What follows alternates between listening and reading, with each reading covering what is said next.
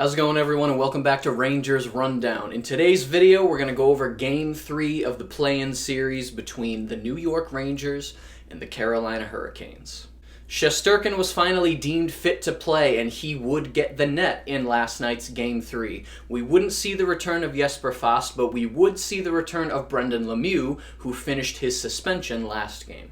Carolina would not see the return of Hamilton or Pesce, and they would put Reimer in net instead of Mrazek. 3 games in 4 nights is a lot for any goalie, so I'm sure they just wanted to give Mrazek a rest. And of course, we have the trivia question of the video. Who was the last Rangers rookie goaltender to win a game in the postseason? I'll reveal the answer to that question at the end of the video.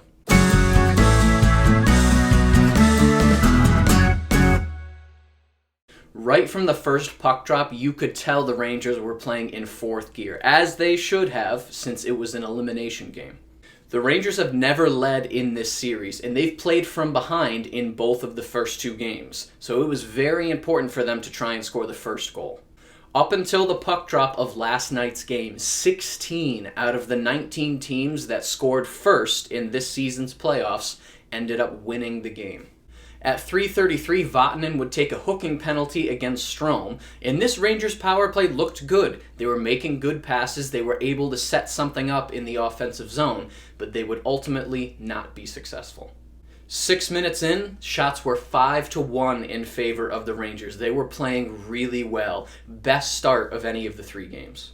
Halfway through the first period, you could tell the Rangers were on a mission. Carolina had barely touched the puck to this point. The Rangers were good at getting into the offensive zone and staying there to put a little bit of pressure on. 11:04, Shesterkin made a good save, showing that he is calm, cool, and collected in that net. At 11:28, Chytil took a tripping penalty against Foegele, and during that penalty kill, Shesterkin took it upon himself one time to just clear the puck out of the zone himself. Now this shows how confident he is with the puck, and moving forward, that's an asset the Rangers are going to be happy to have. 14:09, Strome had a good shot but was gloved down by Reimer. And at 15:01, Panarin was alone in front of the net, but Reimer would get a piece of it with his glove. At 16:29, we would see another really good stop by Shesterkin with no rebound, which is also one of his specialties. He's very good at smothering the puck and not allowing second chances. At 18:10, Brendan Smith put a huge hit on Svechnikov in the neutral zone. Now, Smith had lost his stick, and in order to prevent the odd man rush going the other way, he just stood up and laid into Svechnikov. At 19:30, Panarin had another good chance, but Reimer would say no yet again. The Rangers were shooting a lot in this first period, which is good. They're trying to get the energy up, the momentum in their favor. It's an elimination game. We also saw Brendan Lemieux putting in a couple good hits. This would end up being his only game of the postseason, but he showed up. And both goalies were playing really well. We move into the first intermission scoreless, but that's better than trailing. New York is leading in shots 14-6. They're winning 52.6% of the faceoffs, and they're leading in hits 15-5. Carolina is leading in blocks 7-5, and both power plays went 0 for 1. 12 seconds into the second period, Kreider scores a beautiful goal from Trouba and Strome. He split the defense and went right to left on Reimer. This is the first time the Rangers have led in the entire series. 35 seconds into the period, Svechnikov got a cheeky hit on Brendan Smith's face, but the ref didn't see it. Probably retaliation for the big hit from period 1. And then at 3:18, Teravainen would score a backhand goal from Svechnikov and Fleury. Carolina had sustained pressure in the offensive zone, and the Rangers were tired. Mark Stahl broke his stick and went almost a minute of game time before a forward passed their stick off to him. Big mistake. At 5:18, Gardiner took a roughing penalty from Lemieux. Now, there was a scrum in front of the net, and Gardiner caught Lemieux in the jaw. During the power play, Foegele almost had a breakaway, but Kreider stopped it with a good defensive play. Carolina would have a 2-on-1 chance during this power play, but Shesterkin would shut it down. And then at 12:30, Shesterkin would make a series of good saves right in the crease, ending with a sprawling swipe of the stick to clear the puck out of trouble. At 12:41, Smith would take an interference penalty against Shea, but the Rangers' penalty kill would show up. And then about 16 minutes in, it was the battle of the icings. There were like 3 or 4 in a row between the two teams. And then at 18:40, the Rangers had about 4 really good chances during a scramble in the crease, one of which was a miraculous save by Reimer. I'm shocked it didn't go in. Another solid period from the Rangers. They're finding ways to keep some pressure, get shots, make good passes, but it really is battle of the goalies right now. I feel like both teams going into this second intermission felt like the next goal was going to be the game winner. After 2 periods, New York led in shots 28-20 and hits 25-15. Carolina led in face-offs, winning 52.3%, and blocks 10-9. Both power plays would go 0 for 2.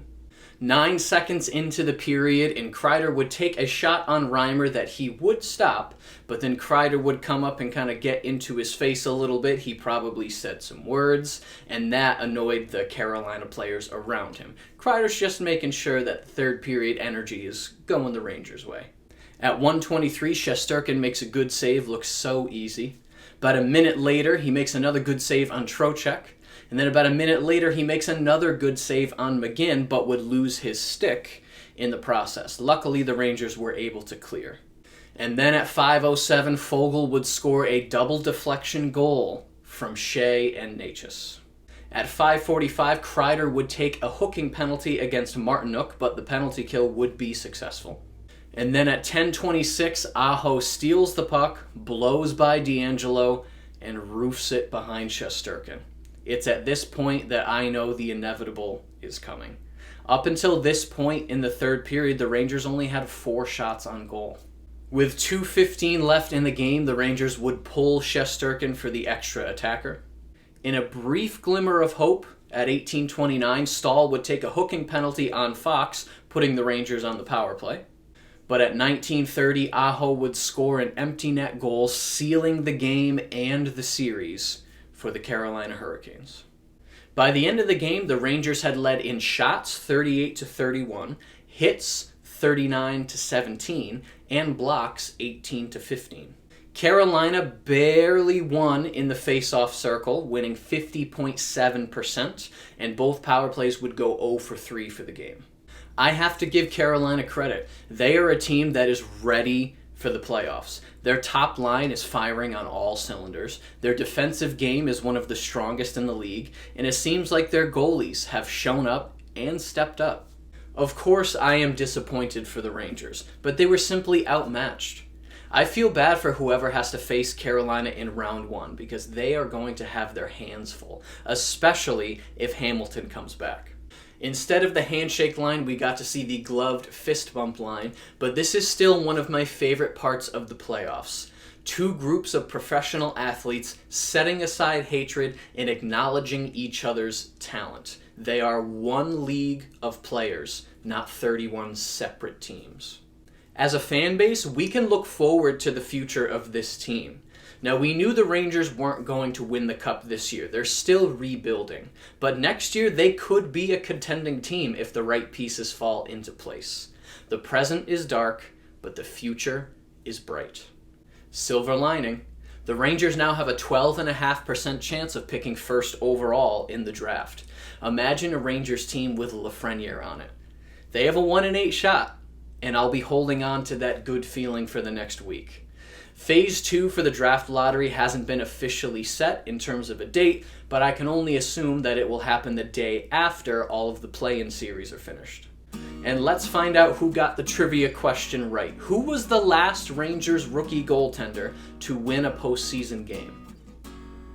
It was back in 1991, and it was Mike Richter, who would go on to win the Stanley Cup in 1994. If you enjoyed this video and you'd like to see more videos like it, be sure to hit the subscribe button. Thank you so much for watching, and I will see you in the next rundown.